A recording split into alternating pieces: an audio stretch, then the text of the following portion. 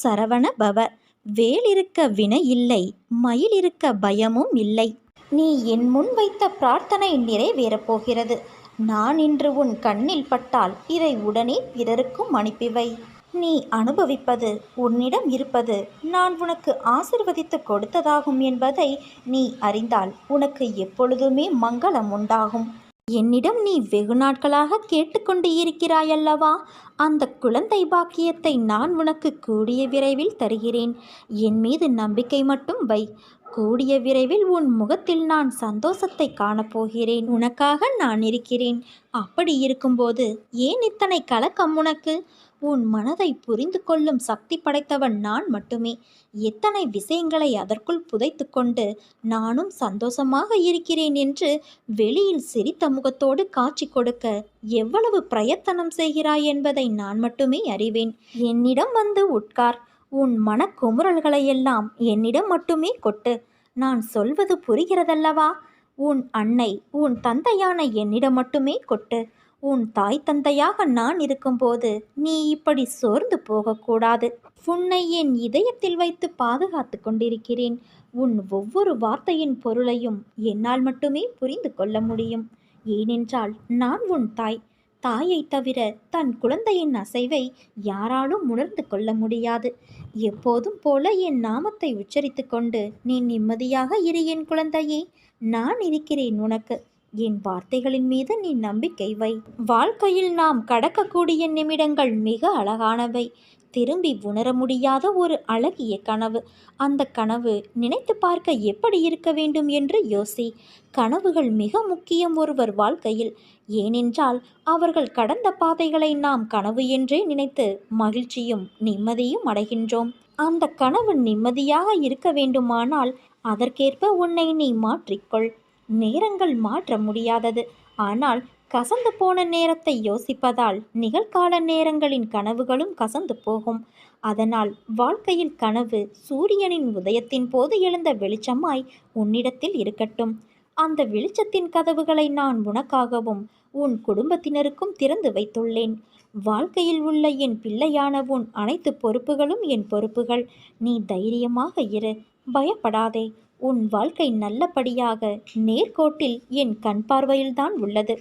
என் பரிபூரண அருளும் ஆசிர்வாதமும் அன்பும் பெற்ற என் செல்ல குழந்தை. உன்னை விட்டு நான் விலகுவதும் இல்லை, உன்னை விலகி போகும்படி நான் செய்வதும் இல்லை.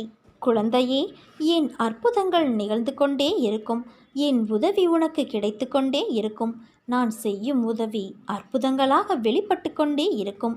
உன்னை நோக்கி வரும் அனைத்துமே ஏற்கனவே நிர்ணயிக்கப்பட்டது. அவற்றை தான் நாம் விதி என்போம். அப்படி இருக்கையில் ஒரு பக்கம் விதி, இன்னொரு பக்கம் முந்தைய பிறவியின் கர்ம வினை.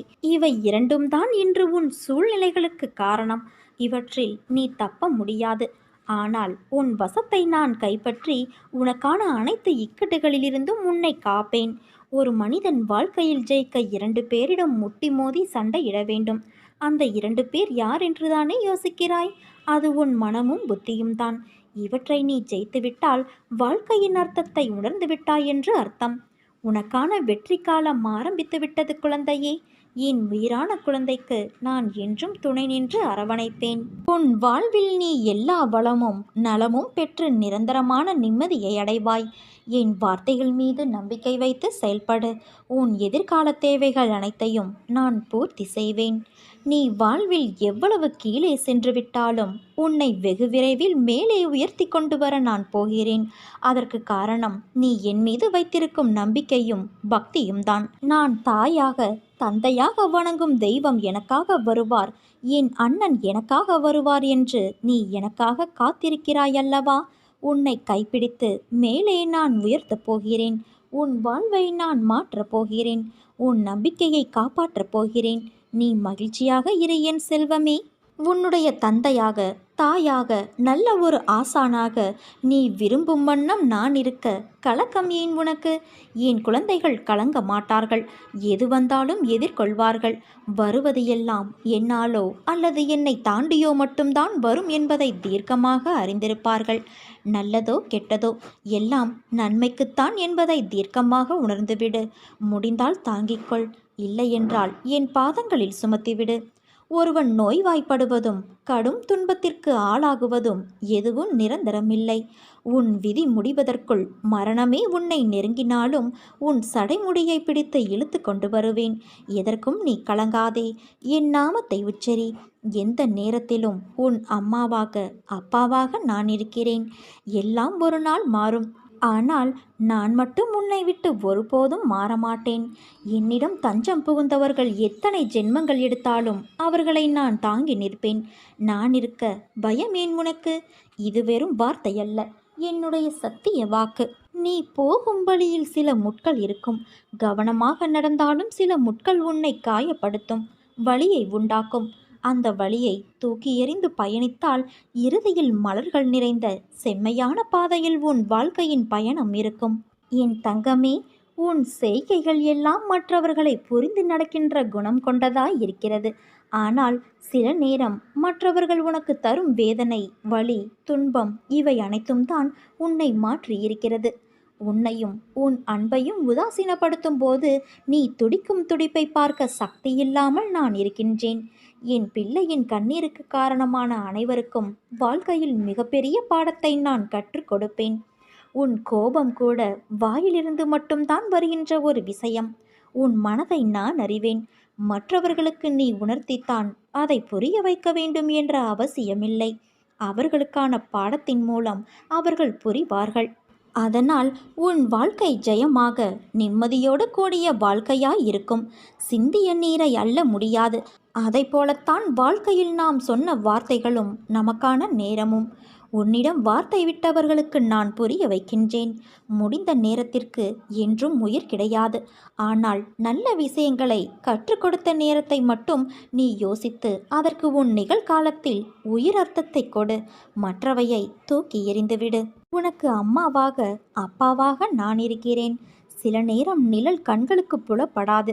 ஆனால் உனக்கு நான் உயிராய் துணை நிற்பேன்.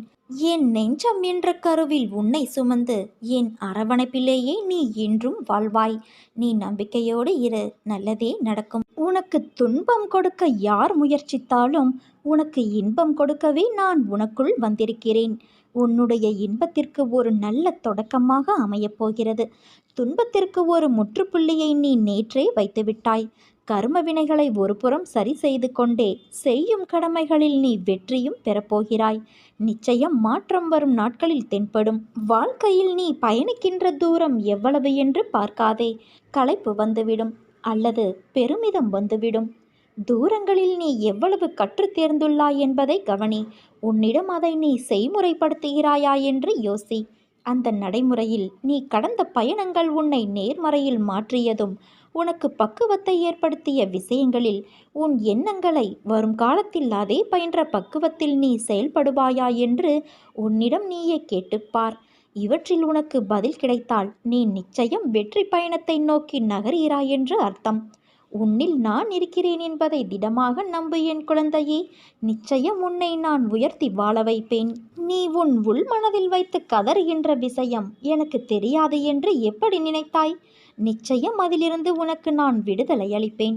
எல்லோரும் வாழ்க்கையில் முன்னேற்றத்தை எளிதாய் பெறுவது கிடையாது. அதற்கு நிறைய விஷயங்களில் நீ முயற்சிக்க வேண்டும், உழைக்க வேண்டும். உழைப்பும் நேர்மையும் தற்காலிகமாக காயப்படுத்தும். ஆனால் ஒரு நாள் நிச்சயம் நீ கிரீடம் எய்துவாய் குழந்தையே. வாழ்க்கையில் கஷ்டங்களை நினைத்து எவ்வளவு நாள் இப்படியே அவற்றிலேயே தேங்கி நிற்கப் போகிறாய்? அவற்றை விட்டு விடு. புத்துணர்வோடு வாழ பழகிக்கொள். செய்யும் காரியங்களை பிடித்து மகிழ்வோடு செய். அதற்கான பலன் உன்னை தேடி வரும். உன் கைப்பிடித்து உன் பாதையில் நான் உன்னுடனே இருக்கின்றேன். உன் கண்ணீர் என்பது என் கண்ணீர், உன் வலி என் வலி. நிச்சயம் நான் அதை சரி செய்வேன். நீ ஜெயமாக நிம்மதியோடு வாழப்போகிறாய் குழந்தையே. எதற்கும் மஞ்சாதே. உன்னோடும் உன் குடும்பத்தோடும் நான் இருக்கிறேன். எந்த ஒரு வேண்டுதலையும் நீ வைக்க தேவையில்லை. உன்னை காப்பது என் கடமை. உன் மனதில் ஓடும் எல்லா எண்ணங்களும், ஆசைகளும், கனவுகளையும் நான் அறிவேன். உன் தேவையை நான் நன்கு அறிவேன்.